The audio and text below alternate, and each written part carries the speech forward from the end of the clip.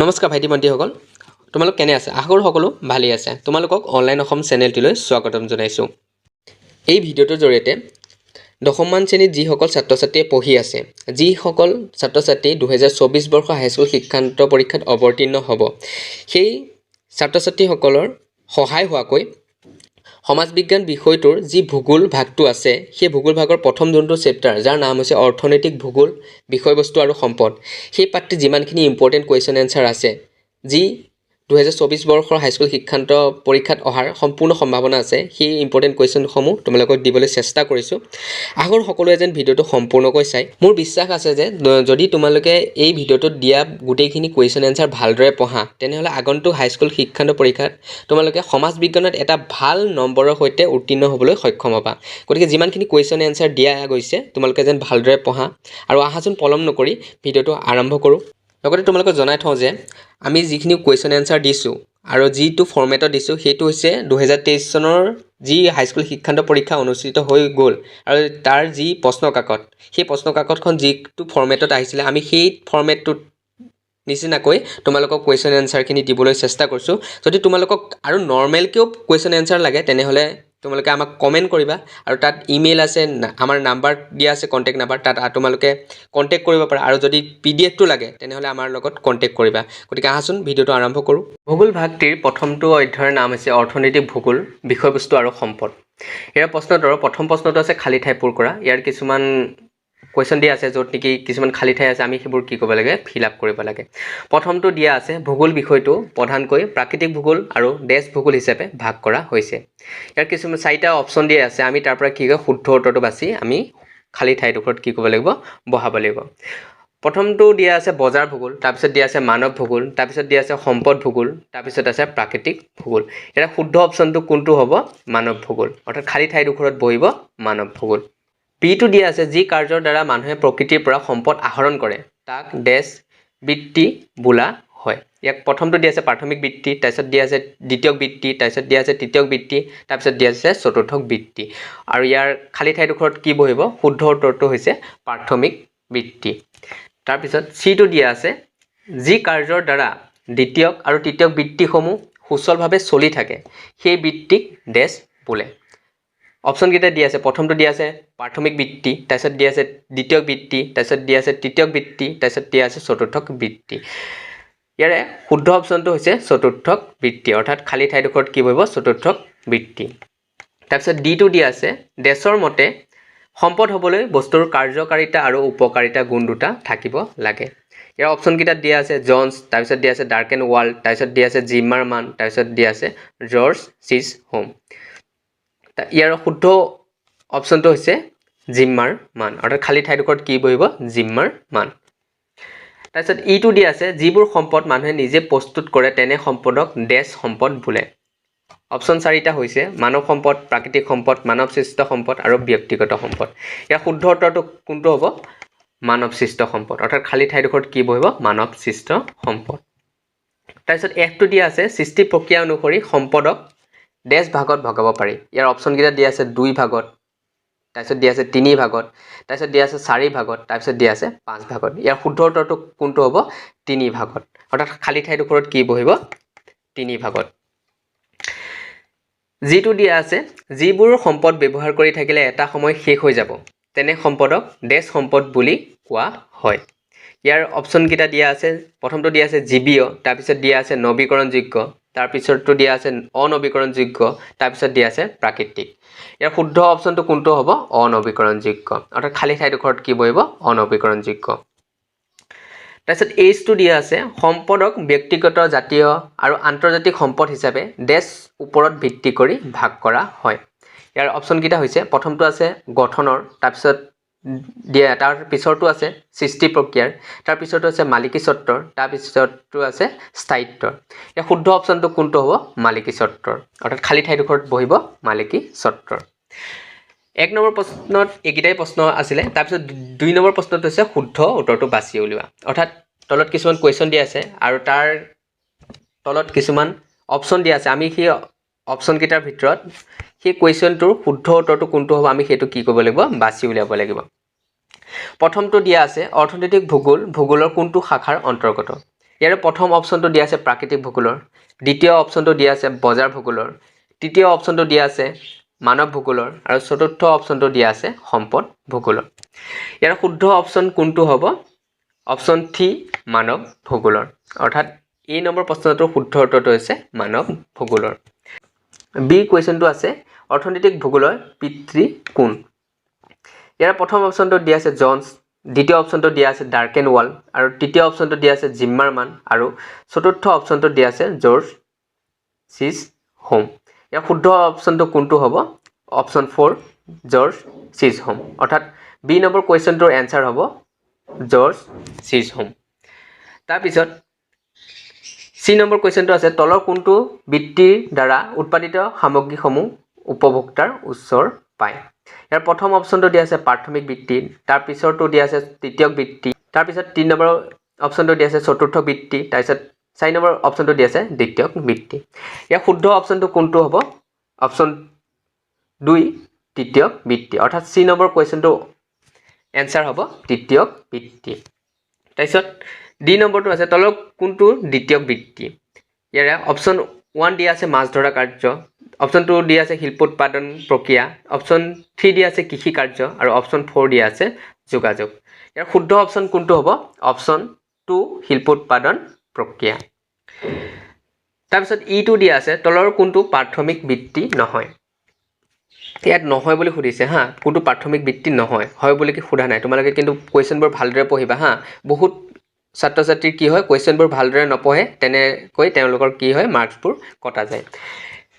ই number প্ৰশ্নটো কি আছে তলৰ কোনটো প্ৰাথমিক বৃত্তি নহয়? ইয়াৰ প্ৰথমটো আছে মাছ ধৰা, 2 নম্বৰটো দিয়া আছে বনজ সম্পদ আহৰণ, 3 নম্বৰটো দিয়া আছে কৃষি কাৰ্য আৰু 4 নম্বৰটো দিয়া আছে শিল্প উৎপাদন প্ৰক্ৰিয়া।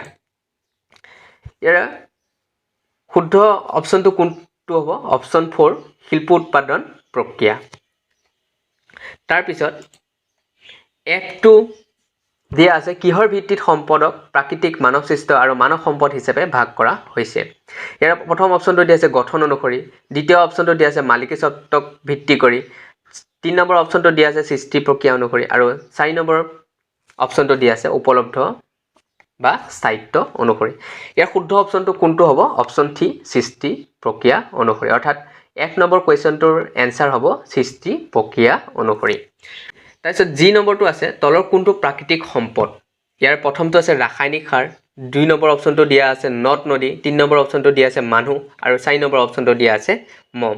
ইয়াৰ শুদ্ধ অপশ্যনটো কোনটো হ'ব? নদ নদী, কাৰণ নদ নদী প্ৰাকৃতিকভাৱে সৃষ্টি হয়। H2 দিয়া আছে তলৰ কোনটো মানৱ সম্পদ নহয়? ইয়াত নহয় বুলি কৈছে হা, তোমালোকে কিন্তু গণ্ডগোল নকৰিবা এক্সামত।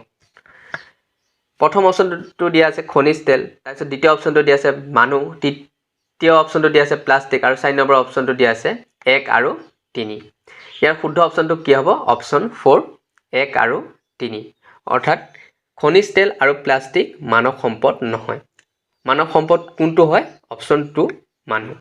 তাৰপিছত আইটো দিয়া আছে, আই নম্বৰ কুৱেশ্যনটো হৈছে সাগৰ মহাসাগৰ তলৰ কোনটো ভাগৰ অন্তৰ্গত? ইয়াৰ প্ৰথমটো অপশ্যন দিয়া আছে ব্যক্তিগত সম্পদৰ, দ্বিতীয় অপশ্যনটো দিয়া আছে আন্তৰ্জাতিক সম্পদৰ আৰু তৃতীয় অপশ্যনটো দিয়া আছে জাতীয় সম্পদৰ। ইয়াৰ শুদ্ধ অপশ্যনটো কোনটো হ'ব? অপশ্যন 2 আন্তৰ্জাতিক সম্পদৰ। তাৰপিছত জেটো দিয়া আছে তলৰ কোনটো স্থানিক সম্পদৰ অন্তৰ্গত? স্থানিক সম্পদ মানে যিবোৰ সম্পদ কিছুমান ঠাইতহে পোৱা যায়, সেইবোৰ সম্পদক কি বুলি কোৱা হয়? স্থানিক সম্পদ বুলি কোৱা হয়। ইয়াৰ অপশ্যন 1 দিয়া আছে ইউৰেনিয়াম, অপশ্যন 2 দিয়া আছে সূৰ্যৰ ৰশ্মি, অপশ্যন 3 দিয়া আছে বায়ু আৰু অপশ্যন 4 দিয়া আছে পানী। ইয়াৰ শুদ্ধ অপশ্যনটো কোনটো হ'ব? অপশ্যন 1 ইউৰেনিয়াম, কাৰণ আমি জানো যে অপশ্যনটো যোনটো আছে সূৰ্যৰ ৰশ্মি পৃথিৱীৰ সকলোতে পায়। অপশ্যন 3 যোনটো দিয়া আছে বায়ু, সেইটো আমাৰ গোটেই পৃথিৱীতে পায়। অপশ্যন 4 যোনটো আছে পানী, সেইটো আমাৰ সকলোতে পায়। এতিয়া অপশ্যন বাকী কোনটো থাকিলে? Option 1 uranium. গতিকে সেইটোৱে কি হ'ব আমাৰ শুদ্ধ উত্তৰটো। কিছুমান কুৱেশ্যনত তোমালোকে নাজানিলেও যদি সেইটো কমন চেন্স ইউজ কৰা তেনেহ'লে তোমালোকে কিন্তু এটা ভাল নম্বৰ পাবলৈ সক্ষম হ'বা। গতিকে কিছুমান এনচাৰ তোমালোকে কমন চেন্সো ইউজ কৰিবা, যেনেকৈ এইটো যোনটো জে নম্বৰ কুৱেশ্যনটো আছে তেনেদৰে। তাৰপিছত কেটো দিয়া আছে তলৰ কোনটো মানৱ সৃষ্ট সম্পদ নহয়? ইয়াৰ প্ৰথমটো দিয়া আছে খনিজ তেল, অপশ্যন 2 দিয়া আছে ৰাসায়নিক সাৰ, অপশ্যন 3 দিয়া আছে কাগজ আৰু অপশ্যন 4 দিয়া আছে কাপোৰ। ইয়াৰ শুদ্ধ অপশ্যনটো কোনটো হ'ব অপশ্যন 1 খনিজ তেল কাৰণ খনিজ তেলটো মানুহে সৃষ্টি কৰা সম্পদ নহয় এটো প্ৰাকৃতিকভাৱে সৃষ্টি কৰা সম্পদ খনিজ তেলটো কি হয় প্ৰাকৃতিক সম্পদ তাৰপিছত L2 দিয়া আছে তলৰ কোনটো জীৱীয় সম্পদৰ অন্তৰ্গত অৰ্থাৎ যোনবোৰ সম্পদৰ জীৱ থাকে তাক কি বুলি কোৱা হয় জীৱীয় সম্পদ বুলি কোৱা হয় তলৰ কোনটো মানে অপশ্যন 4টা দিয়া আছে ন তাৰ ভিতৰত আমি এতিয়া বাছিব লাগিব কোনটো জীৱীয় সম্পদ প্ৰথমটো দিয়া আছে কয়লা তাৰপিছত দ্বিতীয়টো দিয়া আছে বায়ু তৃতীয়টো দিয়া আছে শস্য আৰু চতুৰ্থটো দিয়া আছে মাটি ইয়াৰ শুদ্ধ অপশ্যনটো কোনটো হ'ব অপশ্যন 3 শস্য তাৰপিছত M2 দিয়া আছে তলৰ কোনটো অজীৱীয় সম্পদ মানে যোনবোৰ সম্পদৰ জীৱ নাই ইয়াৰ প্ৰথমটো অপশ্যন দিয়া আছে উদ্ভিদ অপশ্যন 2 দিয়া আছে শস্য অপশ্যন 3 দিয়া আছে মাছ আৰু অপশ্যন 4 দিয়া আছে খনিজ তেল ইয়াৰ শুদ্ধ উত্তৰটো কোনটো হ'ব খনিজ তেল তাৰপিছত N2 দিয়া আছে তলৰ কোনটো নৱীকৰণযোগ্য সম্পদ নহয় বুলি সুধিছে হা হয় বুলি সোধা নাই কিন্তু গতিকে প্ৰথমটো অপশ্যন দিয়া আছে সূৰ্যৰ ৰশ্মি অপশ্যন 2 দিয়া আছে বায়ু অপশ্যন 3 দিয়া আছে পানী আৰু অপশ্যন 4 দিয়া আছে খনিজ পদাৰ্থ ইয়াৰ শুদ্ধ উত্তৰটো কোনটো হ'ব খনিজ পদাৰ্থ কাৰণ খনিজ পদাৰ্থ সমূহ আমি যদি ব্যৱহাৰ কৰি থাকো এটা সময়ত কি হ'ব এবোৰ শেষ হৈ যাব আৰু যাক আমি কি কৰিব নোৱাৰো নৱীকৰণ কৰিব নোৱাৰো বা পুনৰ সৃষ্টি কৰিব নোৱাৰো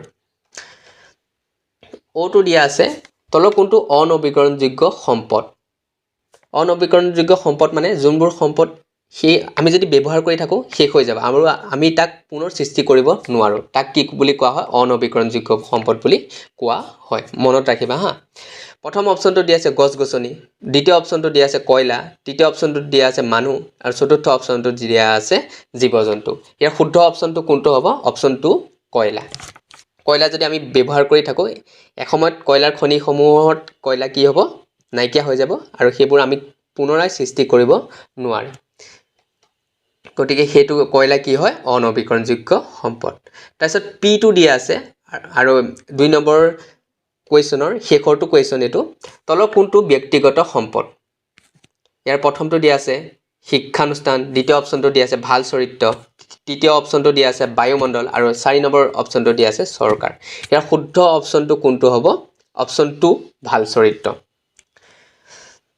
তাৰপিছত 3 নম্বৰ প্ৰশ্নটো হৈছে তলত দিয়া প্ৰশ্নসমূহৰ উত্তৰ লিখা এই 3 নম্বৰ যোনটো প্ৰশ্ন দিছে সেই প্ৰশ্নটো 1 মাৰ্কৰ হয় মই এতিয়া যোনখিনি প্ৰশ্ন দি আছো গুটেই খোপা 1 মাৰ্কৰ প্ৰশ্ন খালি ঠাইবোৰো 1 মাৰ্কৰ অপশ্যন চুজ কৰাটো 1 নম্বৰ আৰু এই 3 নম্বৰটো 1 মাৰ্কৰ প্ৰশ্ন বাকি যোনবোৰ দীঘলীয়া প্ৰশ্ন আছে আমি সময় অনুযায়ী তোমালোকক প্ৰভাইড কৰিম তোমালোকে জাস্ট চেনেলটো সাবস্ক্ৰাইব কৰি ৰাখিবা যাতে সেই প্ৰশ্নসমূহৰ উত্তৰো তোমালোকে লাভ কৰা গতিকে আহাছো 3 নম্বৰ কোৱেশ্চন কি আছে চাও প্ৰথমটো দি আছে অৰ্থনৈতিক ভূগোল কাক বোলে ইয়াৰ উত্তৰ হৈছে ভূগোলৰ যিটো শাখাই সম্পদৰ উৎপাদন বিতৰণ বিনিময় আৰু ইয়াৰ লগত মানুহৰ কাৰ্যকলাপসমূহ অধ্যয়ন কৰে তাকে অৰ্থনৈতিক ভূগোল বোলে এই প্ৰশ্নটো এনেদৰেও আহিব পাৰে ভূগোলৰ যিটো শাখাই সম্পদৰ উৎপাদন বিতৰণ আৰু বিনিময় আৰু ইয়াৰ লগত মানুহৰ কাৰ্যকলাপসমূহ অধ্যয়ন কৰে সেই ভূগোলক কি বুলি কোৱা হয় এনেদৰেও আহিব পাৰে কোৱেশ্চনটো তোমালোকে তিতা লিখি দিবা অৰ্থনৈতিক ভূগোল তাৰপিছত B2 আছে জৰ্জ চিজহোমৰ মতে অৰ্থনৈতিক ভূগোলৰ মূল উদ্দেশ্য কি ইয়াৰ উত্তৰটো হৈছে জৰ্জ চিজহোমৰ মতে অৰ্থনৈতিক ভূগোলৰ মূল উদ্দেশ্য হ'ল এখন ঠাইৰ অৰ্থনৈতিক উন্নয়নৰ গতি আৰু দিশ নিৰ্ণয় কৰা তাৰপিছত C2 আছে 3 নম্বৰ প্ৰশ্নটো হৈছে মানুহৰ অৰ্থনৈতিক বৃত্তি কেই প্ৰকাৰৰ ইয়াৰ উত্তৰ হৈছে 4 প্ৰকাৰৰ তাৰপিছত D নম্বৰ কোৱেশ্চনটো আছে অৰ্থনৈতিক ভূগোলৰ এটা উপশাখাৰ নাম লিখা মই ইয়াত 4টা উপশাখা লিখি দিছো তোমালোকে ইয়াৰ পৰা যোনটো মন যায় লিখিব পাৰা এই উত্তৰ হিচাপে লিখিব বজাৰ ভূগোল লিখিব পাৰা তোমালোকে সম্পদ ভূগোল লিখিব পাৰা পৰিবহন ভূগোল লিখিব পাৰা কৃষি ভূগোল লিখি দিব এটা লিখিলে হ'ল মই তোমালোকক সুবিধাৰ কাৰণে 4টা লিখি দিছো ইয়াত তাৰপিছত E নম্বৰ প্ৰশ্নটো আছে সম্পদ হ'বলৈ হলে বস্তুটোৰ কাৰ্যকাৰিতা আৰু উপকাৰিতা গুণ দুটা থাকিব লাগে বুলি কোনে কৈছিল ইয়াৰ উত্তৰ হিচাপে লিখিব লাগিব অৰ্থনীতিবিদ জিম্মাৰ মানে তাৰপিছত F নম্বৰ কোৱেশ্চনটো হৈছে অনুৰ্বৰ মাটি এটা প্ৰতিৰোধক হয় নে নহয় ইয়াৰ উত্তৰ হৈছে হয় তাৰপিছত G নম্বৰ কুৱেশ্যনটো হৈছে সৃষ্টি প্ৰক্ৰিয়া অনুসৰি সম্পদক কেই ভাগত ভগাব পাৰি বা কেই ভাগত ভাগ কৰিব পাৰি ইয়াৰ উত্তৰ হৈছে 3 ভাগত সেই কেটা ভাগ কেটা কি হয় প্ৰাকৃতিক মানৱ সৃষ্ট আৰু মানৱ সম্পদ তোমালোকে এই প্ৰাকৃতিক মানৱ সৃষ্ট আৰু মানৱ সম্পদ যি লিখি দিছো তোমালোকৰ সুবিধাৰ কাৰণে লিখি দিছো তোমালোকে কুৱেশ্যনটো যোনটো আছে কেই ভাগত ভাগ কৰিব পাৰি বুলি তোমালোকে জাস্ট অকল 3 ভাগত বুলি লিখি দিলে হৈ যাব তাৰপিছত 8 নম্বৰ কুৱেশ্যনটো হ'ল গঠন অনুসৰি সম্পদক কেই ভাগত ভাগ কৰিব পাৰি ইয়াৰ শুদ্ধ উত্তৰটো হ'ব 2 ভাগত কি হয় জীৱীয় আৰু অজীৱীয় সম্পদ তোমালোকে অকল 2 ভাগত বুলি লিখিলে হৈ যাব তাৰপিছত আই নম্বৰ কুৱেশ্যনটো উপলব্ধ বা স্থায়িত্ব অনুসৰি সম্পদক কেই ভাগত ভাগ কৰিব পাৰি ইয়াৰ উত্তৰটো হৈছে 2 ভাগত কি হয় নৱীকৰণযোগ্য সম্পদ আৰু অনৱীকৰণযোগ্য সম্পদ তাৰপিছত যে নম্বৰ কুৱেশ্যনটো হৈছে নৱীকৰণযোগ্য সম্পদৰ এটা উদাহৰণ দিয়া মই ইয়াত 4টা উদাহৰণ দি দিছো তোমালোকে ইয়াৰ ভিতৰত মাত্ৰ এটা লিখিলেই হৈ যাব কি হয় সূৰ্যৰ ৰশ্মি বায়ু পানী আৰু গছ-গছনি ইয়াৰ ভিতৰত তোমালোকে এটা লিখি দিবা তাৰপিছত কে নম্বৰ কুৱেশ্যনটো হৈছে অনৱীকৰণযোগ্য সম্পদৰ এটা উদাহৰণ দিয়া ইয়াতো মই 3টা উদাহৰণ দি দিছো তোমালোকে ইয়াৰ ভিতৰত বাছি পিনি এটা লিখিলে হ'ল কি হয় কয়লা খনিজ তেল আৰু খনিজ পদাৰ্থ তাৰপিছত এল কুৱেশ্যনটো আছে এল নম্বৰ মানৱ সম্পদৰ এটা উদাহৰণ দিয়া ইয়াৰ উত্তৰ হৈছে মানুহ এম নম্বৰৰ কুৱেশ্যনটো হৈছে এটা জাতীয় সম্পদৰ উদাহৰণ দিয়া ইয়াৰ উত্তৰটো কি হ'ব কাজিৰঙা ৰাষ্ট্ৰীয় উদ্যান অৰ্থাৎ কাজিৰঙা ৰাষ্ট্ৰীয় উদ্যানটো কি হয় এটা জাতীয় সম্পদ তাৰপিছত এ নম্বৰ কুৱেশ্যনটো হৈছে যিবোৰ সম্পদ বিশ্বৰ সকলো ঠাইতে পোৱা যায় তেনে সম্পদক কি বুলি কোৱা হয় ইয়াৰ উত্তৰ কি হ'ব চিৰ বিৰাজমান সম্পদ তাৰপিছত অ নম্বৰ কুৱেশ্যনটো হৈছে যিবোৰ প্ৰাকৃতিক সম্পদ বিশেষ স্থানতহে পোৱা যায় তেনে সম্পদক কি বুলি কোৱা হয় স্থানিক সম্পদ প্ৰথম যে আমি যে পাইছিলো এটা কুৱেশ্যনত ইউৰেনিয়ামটো কি হয় স্থানিক সম্পদ সেই ইউৰেনিয়াম কেৱল কিছুমান বিশেষ ঠাইতে কি হয় পোৱা যায় এয়াই আছিল ভূগোল ভাগটোৰ প্ৰথম পাৰ্টৰ কুৱেশ্যন এনসাৰ সমূহ আমি দ্বিতীয় পাৰ্টত গোটেই পাঠটো শেষ কৰি দিবলৈ চেষ্টা কৰিম আৰু তোমালোকক যদি গোটেইখিনি নৰ্মেল কুৱেশ্যন লাগে আমি ইয়াত তোমাৰ 2023ৰ যোনখন প্ৰশ্ন কাকত আছে তাৰ ফৰ্মেটত দিছো যদি তোমালোকক গোটেইখিনি নৰ্মেল কুৱেশ্যন ফৰ্মেটতো কুৱেশ্যন এনসাৰ লাগে তোমালোকে আমাক কমেন্ট কৰিবা আৰু যদি এই পিডিএফটো লাগে তোমালোকে আমাক নাম্বাৰ বা ইমেইলত কন্টেক্ট কৰিবা যদি ভাল পালা ভিডিঅটো তেনেহলে লাইক কৰিবা শেয়াৰ কৰিবা আৰু সাবস্ক্ৰাইব কৰি ৰাখিবা যাতে ভিডিঅবোৰ পাই থাকা তোমালোকে গতিকে আজিলৈ ইমানেই ধন্যবাদ আৰু পঢ়ি থাকা ভালদৰে